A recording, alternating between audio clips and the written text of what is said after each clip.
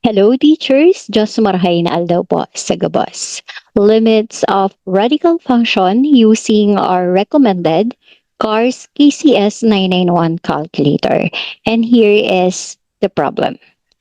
Evaluate the limits of the cube root of 5x plus 7 raised to 2 as x approaches to 11.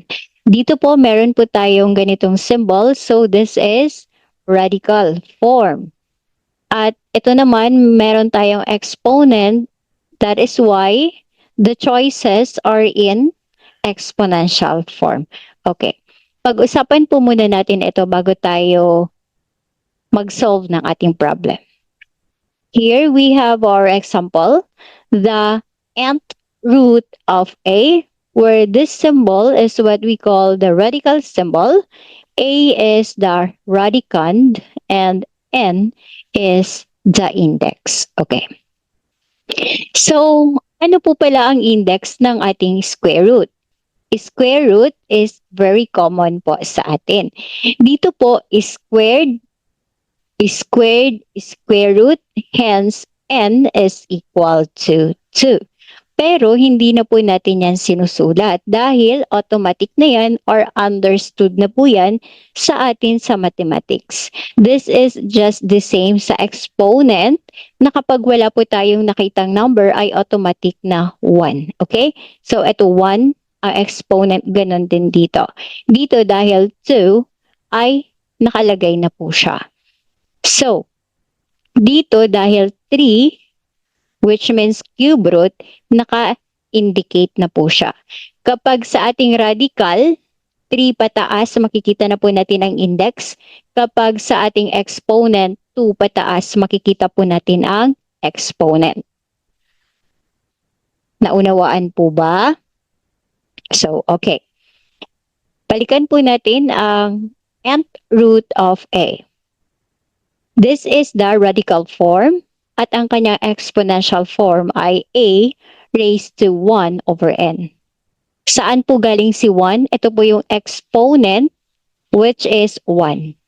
At ang n naman ay ang ating index. Okay?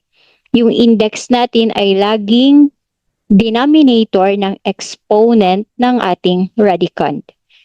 Si radicand ang ating naging base. Okay? So, what if merong exponent just like dito po sa ating problem? So, here, our exponent is equal to m. Therefore, its exponential form, a raised to m over n. Okay? Always remember na si m ang exponent, si n ang index. Okay. So, ibig sabihin po pala ang ating square root ay equal to a raised to 1/2. Yes po. Ganyan nga po para sa ating square root. Dahil ang ating index ay 2. So, if we have a square root of 16, its exponential form is 16 raised to 1/2. Yes, very well said. And let us check or let us prove using our calculator. Okay, so we have a square root of 16 na kailangan po nating ma-prove na equal siya sa 16 raised to, we have fraction, so 1/2. Kailangan pareho po yung value, so 4, check. Okay? Check. And what if dito naman po sa ating may exponent, yung exponent natin ay 3, so cube, at ang ating index ay 5. Ang exponential niya ay 16 raised to 3. This is the exponent over 5. This is the index. Okay. So, check lang natin. Paano po? Ito lang po. Kokopyahin lang natin siya. We have 5 as index at ang ating radicand ay 16. Ayan. Then, the exponent is 3. Sa naguguluhan po kung paano gagamitin ang functions or ang keys ng ating calculator, we have our tutorial for beginners at andito po ang link. Okay? check na lang po natin.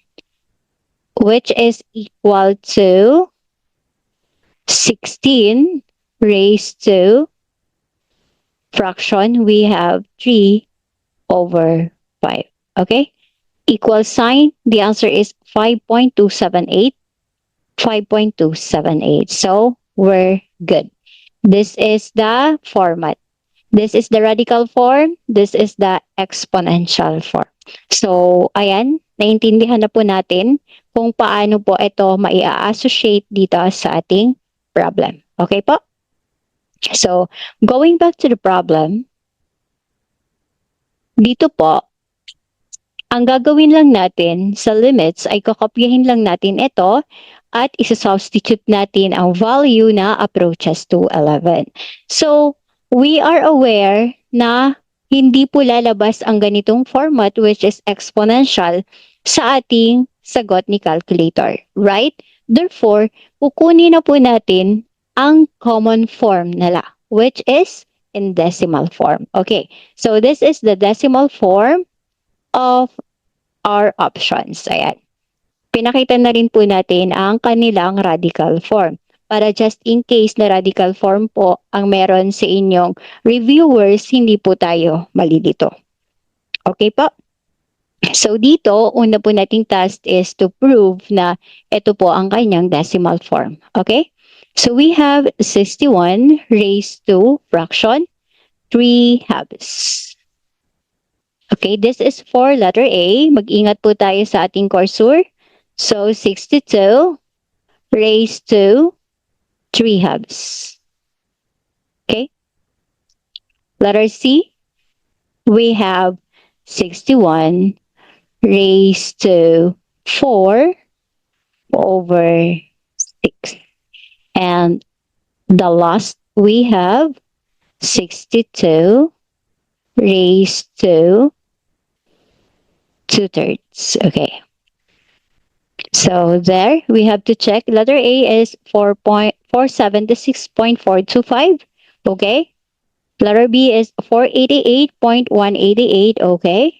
Letter C, 15.496. Letter D is 15.665. And we are good to go. We are now ready to solve the problem. Okay. Sa lahat po ng limits, wala naman po magiging problema. Ang gagawin lang natin ay pare-pareho lang. Kokopyahin lang po natin ang given. So we have the cube root of 5x plus 7. Ayan.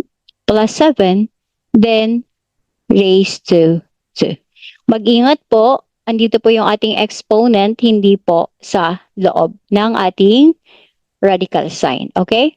Then, calc. Tatanungin po tayo ng value ni x. Ano po yung condition? As x approaches to 0. So we have two options. Pwedeng 10.999. Diba? Kapag round off natin to, 11 din naman. So approaches.